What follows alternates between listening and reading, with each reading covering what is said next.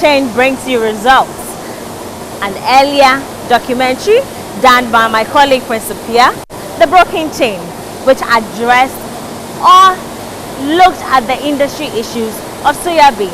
And the government has now extended the ban of the export of cereals out of the country.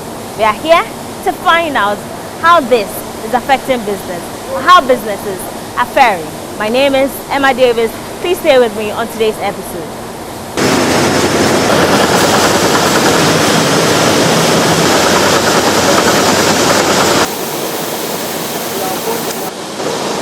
My name is Basiru Mohammed. I'm the CEO of Admiralna. We are into aggregation of soya beans and shea nuts. The location where we do most of this aggregation is in the north. How long have you been doing this? For the past 12 years now. 12 years? Yes. 12 years down the line, how would you describe the industry? How has it been for you? Wow. Very challenging. It's very, very challenging, especially with regards to trust issues and security. Like, there are a lot of people who doesn't really know how to manage money. When you give them money to aggregate or to gather some goods, they think it's so much that even when they spend it, at the end of the day, they'll be able to get some goods to fix. The major challenge is like the admission. Because we are dealing with weight, you end up like people would have to add a lot of things just to gain the weight that you are looking for, which is not the best, because all these things come at a very high cost, which is like it ends up going to the company, and the company, after cleaning and all that, it increases the cost of production, and it doesn't really help the supply chain industry. Well, what are some of the things that people add to infiltrate or increase the just normal sun. Yes. So you are an aggregator. Help us understand the soya bean value chain, how it works. Yeah, like you see, we have only one crop season for soya bean. So right from the planting, where we have the input dealers giving their input and the necessary elements at which the farmer would need at his disposal to go into the cultivation of soya bean. So from the input dealer, you come to the farmer, where the farmer does the planting, and also make sure that you also follow the rain pattern. After that, when there is the whole plant is matured and is getting dried, you harvest. Then we go through threshing to get these beans from the pods, so that at least we can put them in the back to store. So that's the process at which soya beans move from cultivation to storage. Okay. Some soya bean processors shut down for some time. We did a story and all the hula baloo. How did the invasion of foreigners affect your business? Yeah, in every economy you need a foreign exchange. It's a very good thing. We have foreigners who are interested in our product. It's a very good thing. It's a positive thing. But you see, when you go to abroad and elsewhere, what they do is that when any commodity that you need, you have to go through brokers. You have to go through series of a chain in order to get it, so that the chain wouldn't be broken. But this is a case that we have foreigners who have infiltrated our market. We are going to the farm gate to compete with local people, and that is very challenging, and that is very worrying. We are not saying they shouldn't export, but the right thing has to be done. It has to pass through the right process. The Ministry of Trade and Industry, together with the Ministry of Food and Agriculture, they've extended the ban and all. What do you make of this? Is it really good? Have you started feeling impact? Oh yes, because we are operating in an open environment or open market, no matter what, some of these things are some of the shocks that determines how the market moves. Even though the world market has started declining for African goods, because Malawi, mostly on the international market, we have Malawi and Ghana goods competing. Malawi, their season starts from now. By early next month, the soya from Malawi will come into the world market. And because of that, prices over here, because it has been escalating, new products, mostly the price will drop a little, and when it drops, everybody moves to Malawi to also try to take advantage of the new crop season that is started. So before even the ban, the Indians and the foreigners were already moving out of the market bit by bit because they were diverting to Malawi to see how best they can also take advantage of the low prices over there. Do you think 6 months is enough to revive the sector? Well, I believe this question would be left to the government officials because in the best interest of the agric minister, he controls the whole agric sector. He has the requisite information and he knows the best alternative that he has to put in place with regards to these policies and make sure that both the international body and then the local body, we are all getting at least a smooth flow of business running. I'm sure you've seen some stories going around that some of the farmers or some of the industry players are saying that their soya bean is getting rotten in their warehouses on their farms because they are not able to export. So they are against the ban. What do you have to say? You see, what happens is that, first of all, soya bean is not a product that gets rotten because the moisture content and the oil content in soya bean doesn't create an enabling environment for it to rot. If soya bean is stored and it doesn't come in contact with water, it can be there for more than 3 years and nothing happens to it. So I don't understand where the rotten, even the word rotten is coming from. Some people will say that the farmers prefer the foreigners because they pay higher. Do you think the same thing? You see, it's a supply chain. The supply chain comprises of the farmer, the aggregator, who also give them assistance to go through all their farming process. We have the processor, we have the feed miller or the poultry farmers who are the end users of this produce. When you go outside, it's the same thing. Soya bean is given to the poultry or the animal industry. Then you get your oil, which is used domestically, you understand? So let's say the farmer is happy, fine. You are happy that they are there offering high prices. But think about the supply chain. You have a lot of companies here. You have your brothers and sisters in the supply chain. Because when you buy from the local market, first of all, you are buying from Gushebu. You are conveying the goods from Gushebu to Tamale market, to your warehouse. You have a local transport. One, right there we are creating employment. You have the local people who would do the loading and offloading. It's in a direct employment to them. You have the market women. Every market day, you have people who move from Tamale to all the villages to make sure that they get these products for us. That is a huge employment gap. I hope you understand.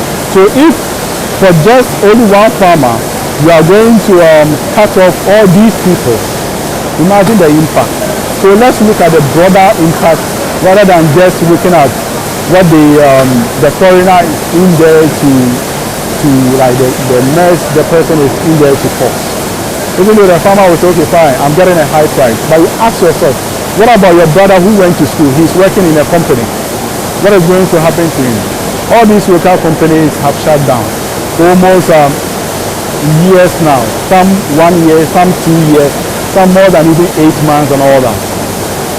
You ask yourself, what is happening to their employees? What is happening to the drivers that are doing this local distribution? What is happening to the poultry industry? What is happening to the food industry? Because nobody can tell me in this country that he or she doesn't use oil. We all use it. Yeah. So at the end of the day, if they come and offer high prices and make sure, it will still come and hit the market. Today, how much is 25-liter gallon of oil? It's somewhere around 400 and something today. Yeah. We were just last year, it was around 120 to 135. So everything, like the negativity of this thing, moves a long chain to affect everybody. Not only even the supply chain, but virtually everybody will feel it.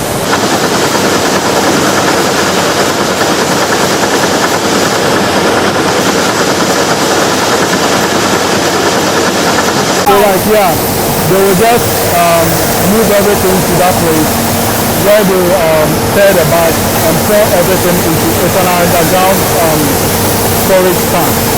Then there's a conveyor that conveys it onto the machine itself. Then the process will just start from where you see where the drums are, like it's shaking and like it's drumming. Yeah. So it starts from that place through to this place. So by the time it gets here, it's almost done. You understand? So from here, there's a conveyor that is taking it up there to put into this tank. So this tank is a storage tank, but it's not huge because we don't need it to install a lot of capacity. We only need some few bags because this one is the red bagging. So this is a throwback stick into it's automatic scale, moisture meter and everything, and a sealer. So the moment it pours into it at a rate of 50 kg, it seals it and it will drop the bag. Then once it drops the bag, there is a conveyor belt. Once it's conveyed, there is a stitching machine over there. It will just stitch it and it's ready for packing. So they will just stitch it and go and pack it. So what happens to the stones and then the chaff? These are a sample of the stones. So these are hardcore stones from soya beans. So those things, we don't have any use for it. We only have to dispose it at our own cost. On the broken chain, we focused on soya processors who barely had raw materials to run their factories, hence they had to shut down. On today's episode of Food Chain, we'll be following the impact of this documentary, which caused the extension of the ban of the export of cereals or grains out of the country. Today, I'm here to see a feed mailer to find out how this is affecting or impacting their business. Come with me to Kosher Feed Mills Limited. Lately, there have been issues surrounding getting raw materials to feed the value chain. So, how has business been for you? Oh, it's been rough because prices continue to go up. Almost all the cereals, the prices continue to go up. And the unfortunate thing recently is this Ukraine problem, which has made wheat price to go up. And we get the bran when they produce the flour. We get the bran to use for the poultry feed. And unfortunately, the price continued to hike up. And this is the biggest challenge we have had since we joined this industry some 30 years ago.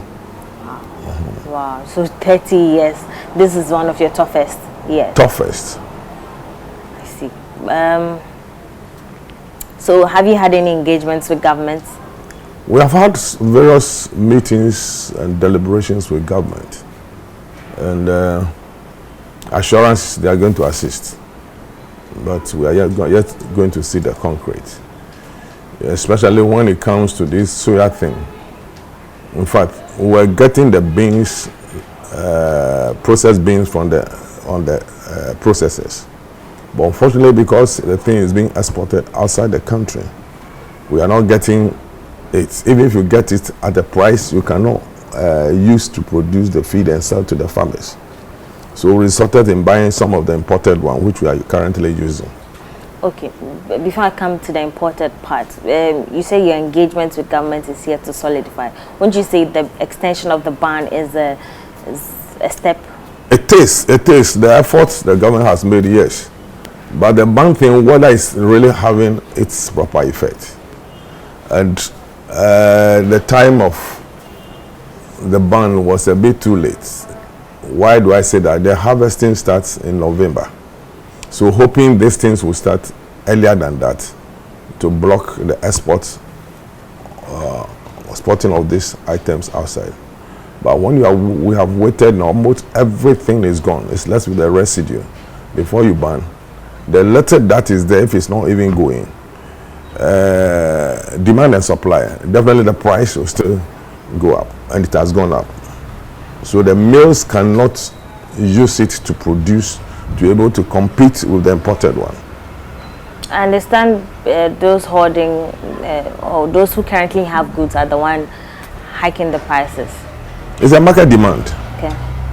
It's a market demand. Once a lot of people are chasing it, automatically the prices will go up.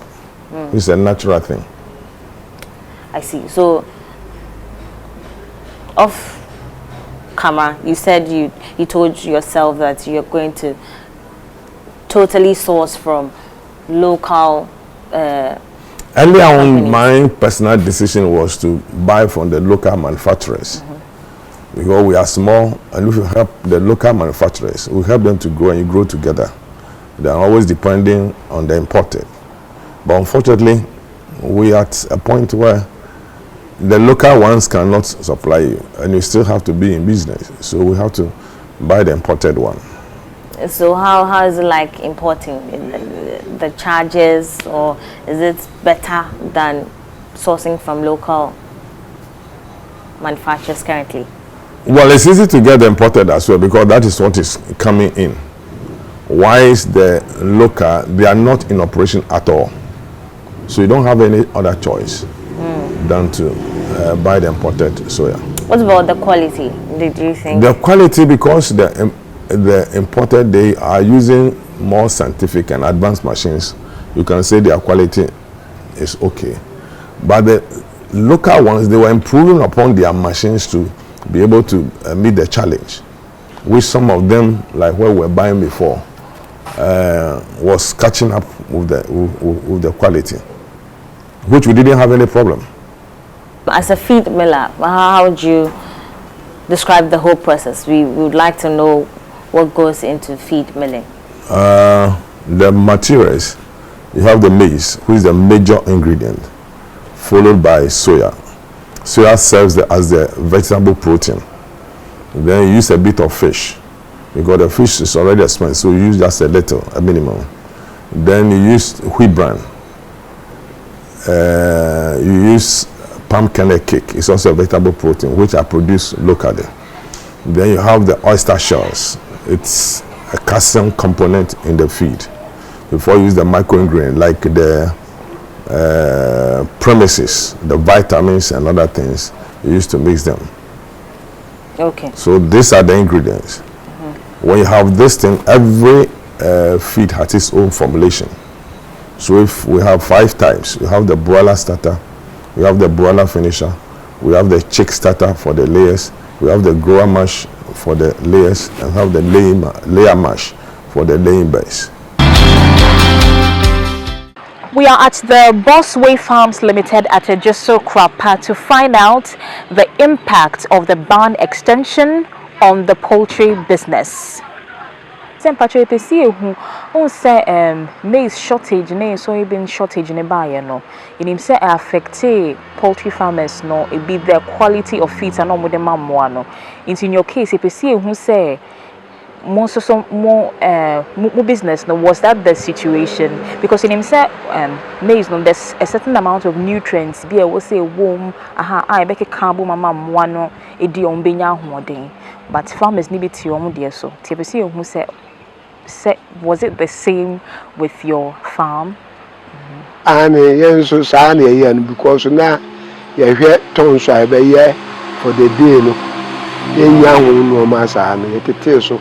But what it is, I was some more bamun say, and one so Bonia science much I say, as when your way, and son what to me at two. A beya ubenya to no papa.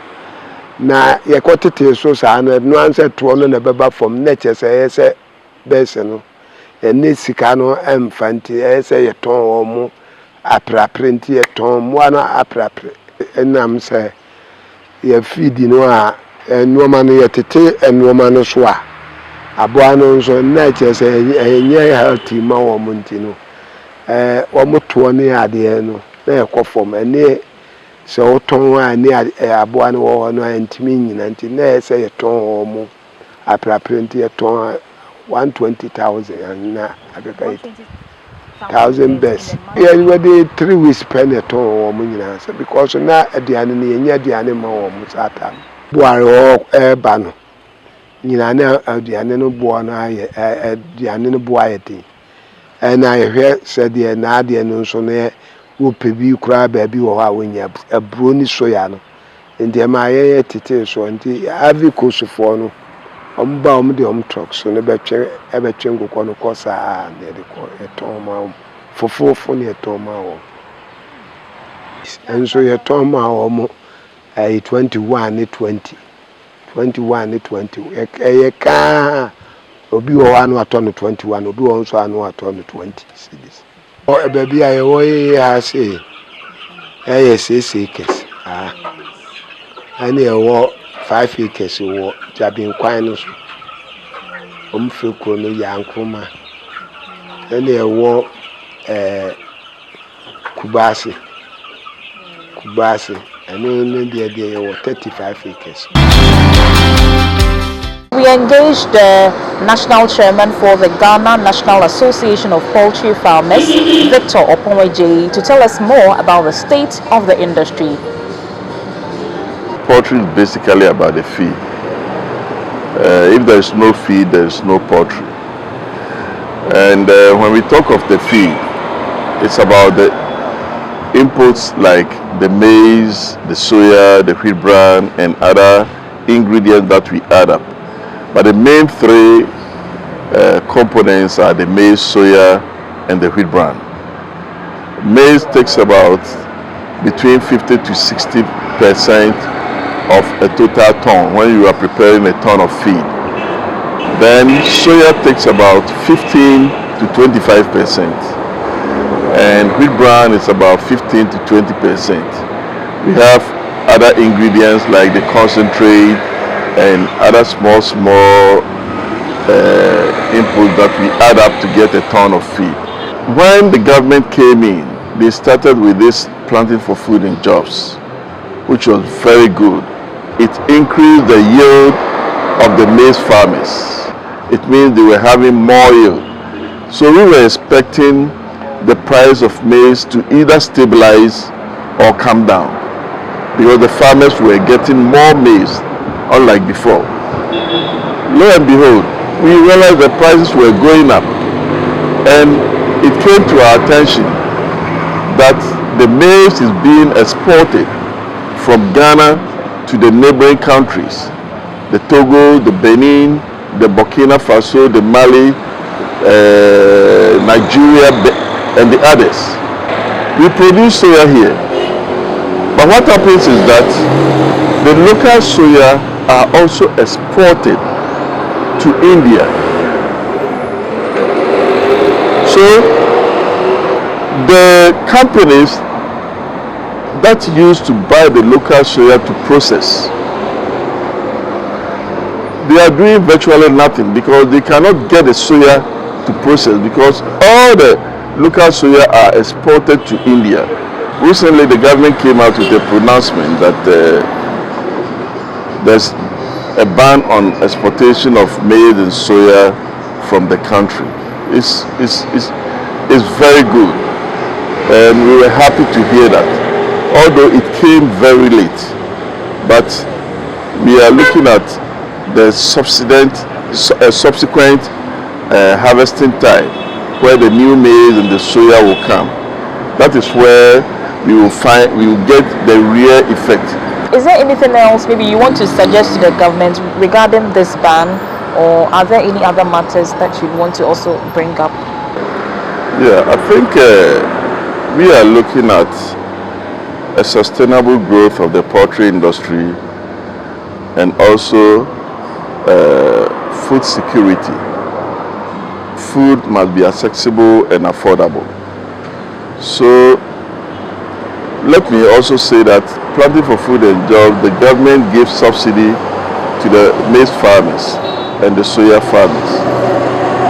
And about 975 million Ghana cedis has already been injected in the planting for food and jobs in terms of food seed subsidy and fertilizer subsidy and technical assistance. In that case, it means the government has invested for food prices to be reduced. And therefore, if we allow the food produced in Ghana to be exported, it means Ghanaians will not benefit from whatever intervention the government is bringing to sustain food prices. So I will suggest that once the government is subsidizing seeds and fertilizer to the farmers, they should also ensure that it is Ghanaians who benefit from that subsidy, or the local industry that benefits from the subsidy. Because if the government subsidizes and the neighboring countries come in to buy all the commodities to their various places, it means we did not benefit anything. So we should ensure that once the government's money is injected in agriculture, the produce should be what do I say? The local people or the Ghanaians should benefit from that one and not the neighboring countries.